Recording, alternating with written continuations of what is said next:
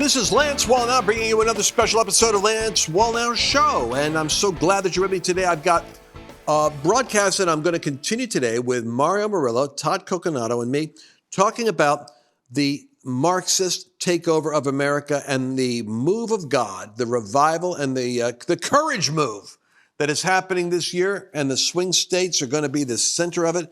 Whoo, boy, have we got a show. We're going to pick it up, actually. It's part 2 from yesterday.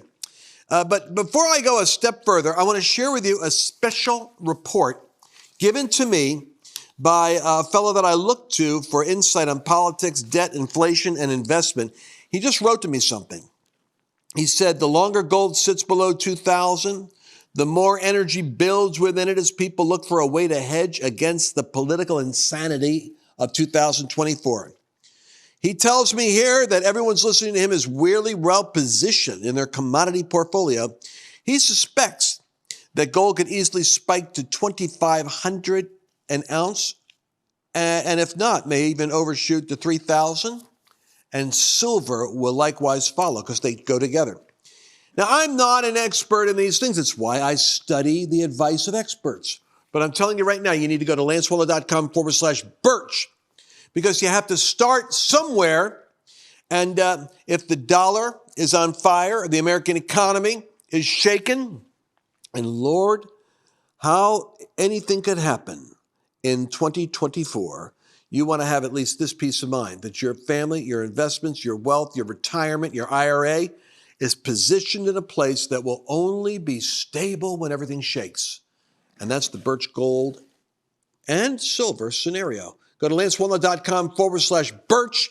Get the 20-page report. You'll be glad you did. Now let's get into the battle over America and the great conflict of Christian nationalism. You're going to love this show. You know, I was going to write a blog entitled Donald Trump Cannot Save America, which is a big reason to vote for him. Because the purpose of a Donald Trump presidency is not to the church to hand over the responsibility to Donald Trump. The only thing that's going to save America is a moral awakening. That's the only thing that's going to save America. So, Lance, I want to ask you, you know, I really believe the devil is not just working from the left, but he's also working from within our own camp to keep Christians from being unified. And there's these silly misnomers that are constantly being thrown out. And I just want to give an example. There is a Christian movement that is fighting Trump, and nobody's ever heard of them. They're not well-known Christians, but suddenly they have visibility and they're well-funded, and we need to follow the money. But this infiltration that's going on within the church, you know, it's time for unity, isn't it? Don't we need to galvanize around the fact that our nation has been taken over by demonic power, and that in order to preserve America, Donald Trump will provide the time. That's all he's going to do, is buy us time. And the church failed the first time around. We did not rally around Trump. We did not give him the support he needed to go deep enough and drain the swamp. And look at where we are. And I think you need to speak to that, Lance.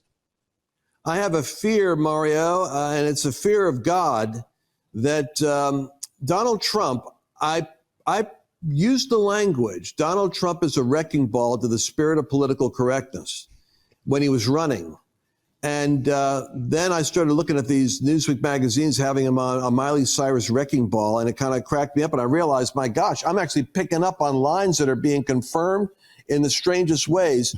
And I felt like the Lord said, the next wrecking ball has to hit the church.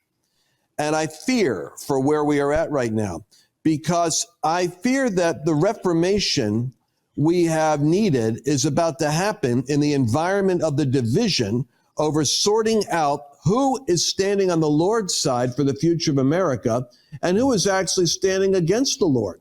And, you know, it's a deeper conversation, but in David's kingdom, there was 2 tests. There was the test of Absalom, and his priests and his leaders got it right on Absalom. But then he had Adonijah, another son that rose up in rebellion, and the priest and his team screwed up on that one. I think we're about to enter a period of time when God is going to cause the church to have to get clarity on whether they're standing on one side or the other for America. And that based on that, we're going to see a new church emerging, which is going to contend vigorously for the healthy restoration of the country. The Maoist philosophy, the communist ideology that Americans don't realize is already at a stage 4 cancer penetration of academia and of government, is that we pit group against group.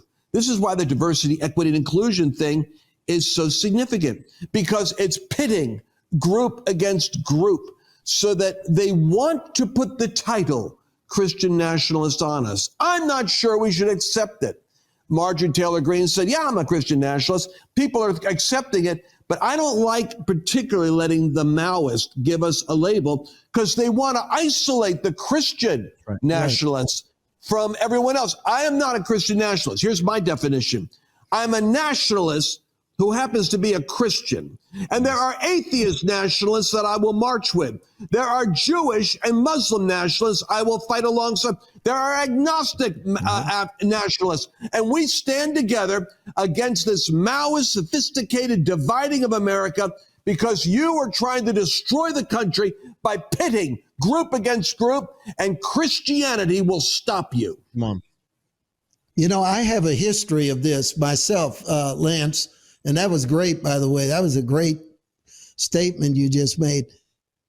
When I was at the University of California at Berkeley in the heat of the Jesus movement, we were called Jesus freaks. And there were groups that wanted to accept that moniker and actually celebrate it and say, yeah, we're Jesus freaks. And I had to give a very specific talk one day to all our university students why I was rejecting the label. Because what it was implying is that you are similar to the hippies. It's just you have a different drug. They've got the love culture. They're high on LSD and marijuana and whatever, and an endless list of drugs. But you are high on Jesus. In other words, the left was using the statement from Lenin that religion is the opiate of the masses. So I sat with our students. I said, we are going to reject that label. We're not going to accept that label because Christ did not make me a freak, and I'm not high on Jesus. What I am is delivered, set free, in my right mind. My feet are on the ground, and I'm rational. And I agree with you. The same thing applies to the Christian nationalist label. We should reject it as a slur. If anything, you look at me, what am I, a Christian nationalist? No, I'm a Christian rationalist. I'm in my right mind. And in my right mind, I know that God in 1776, on July the 4th, did a miracle. The largest power in the world was defeated by people basically with farm tools and a very amazing general, George Washington. But the fact was, it was the gospel. It was the ability for the people that loved freedom and the Christians who loved God to form a righteous union in terms of creating a system. And that system is worth saving, and it's a Christian thing to save it. So that's why I believe we need to reject the slur of Christian nationalists. Right. I am not a Christian nationalist. That's right. That's good, Mario. Yep. And it's because the Maoist philosophy is to create a kind of oppression Olympics where you identify group against group, and then we become the oppressor in the strange way that Israel suddenly became the oppressor after Hamas goes in, rapes and mutilates 1,200 innocent civilians, and they're celebrated on the United States campuses because the narrative of the left is to say, well, the Jewish people are the oppressors and the Gaza Strip Palestinians are the oppressed, playing into this narrative in America. The completion of Mumford's thesis, I want to make sure I close the loop on this with Frankenstein. Right. That he said, what happens in a nation is, remember, Frankenstein was a corpse put together by different dead parts. But the electricity goes in and shocks him, And he said at some point, there can be a fusion of the demonic ideology with a body that is willing to incorporate it. And then it gets up off the table, slides off, and starts terrorizing the villagers. We had a whole summer of 7 months of terrorized villagers with the first iteration of what it looks like when Trump was in office. I could promise you, if we don't recover control of that operating room up there, the next level of mobilized Frankenstein is going to start coming from government down all the way to persecuting the citizens, because that's what the FBI is doing when they are tracking domestic terrorists, and the terrorist is the conservative Christian. That's it. And now, Todd, you got to, that was powerful. All right. Now we have a new group of Christian organizations forming with unknown preachers that are getting a lot of visibility for their opposition. And what they've done is they've created a synthetic version of the Christian faith that says, in effect, we shouldn't be opposing any of this. We should be like Jesus. We should understand that the MAGA, quote unquote, movement, it has no compassion for the poor. It is not doing the work of God. How do you answer that, Todd? How do you answer that? Yeah, well, first of all, John F. Kennedy today would have been a MAGA person, I believe. So right. This party has got completely radicalized, and so we're talking about the farthest version of the left that's pushing this on the American public right now, and on the world. And the world is watching, by the way. And so we respond and we react by bringing forth truth, and that's why there's censorship. That's why we don't have the debates in the public square like we used to. If you think about it, when Newt Gingrich was speaker, back in those days, and they used to go across the aisle and have debates. That is now squelched. We can't have those debates anymore because the truth is on our side. The facts are on our side. They have to just censor, and filibuster and do everything that they can to not let our voices be heard. And thank God we've gone around the system. We're developing apps. We're going on alternative platforms. Guys like Elon Musk have bought Twitter. So, but if you think about it, think about the voices that were behind Trump in 2016. You got Bill O'Reilly, Tucker Carlson, Alex Jones. So many of these guys have been completely deplatformed, taken off the news. So we've been in this battle for a while. But see, here's the good news, Mario. I think we're battle hardened, and many people are now understanding more of this battle that we're in, and people aren't going to fall for the same nonsense that they've fallen for in the last couple of years. I think a lot of people have awakened, and this is their biggest nightmare. If you think about the Christian nationalist term, what's the opposite of that? We mentioned atheist and all that, but it's globalist. So, when you think about the borders that are being infiltrated, thousands, now millions of people coming across the border, any Joe Schmo on the street, whether they're right or left, they're not going to like their jobs being taken, their cities being overrun by crime. People know that something is inherently wrong in our country. And so this is the problem, is that they don't have the facts. They don't have the data. They don't have anything on their side other than the rules for radicals, where you just keep pushing the same thing over and over again until finally somebody will believe it. That's basically all they can do.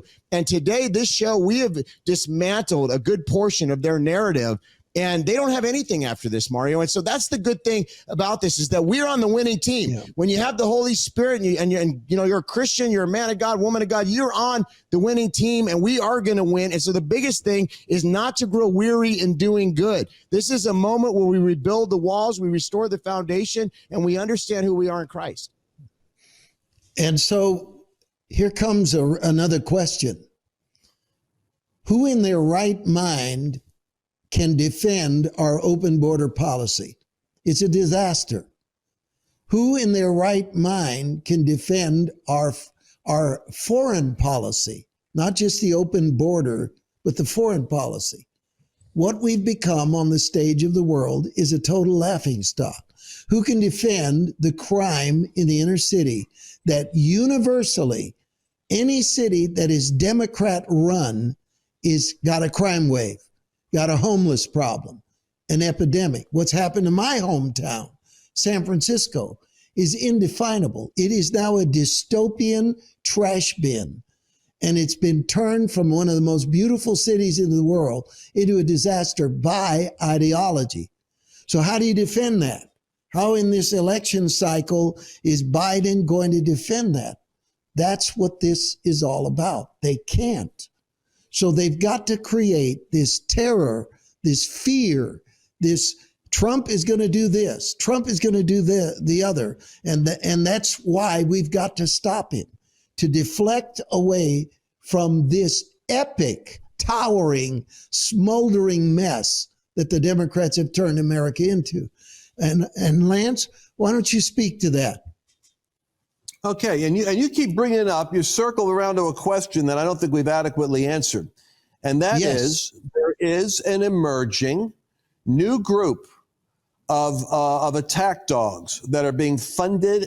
It's kind of like, where did BLM come from? Well, it's the activists on the left have always been there. They just needed a branding, a fresh brand. And so they came together under the BLM brand, not realizing it was actually two female lesbian Marxists who were making an attack on white Christian married couples that were heterosexual. Now, when that is the foundation of your first thesis, that we are lesbian Marxists attacking Christianity and white people, that doesn't really market well. What's funny is I got the screenshot of their original website. I never lost it. They don't want me to bring it out. And they kept changing it as it took off and started with George Floyd getting sympathetic corporate donors. It had to constantly reiterate itself to make it look like it really represents dealing with racism in America. But I knew its origins. And what you have to know is right now, there's a whole army of new websites coming up.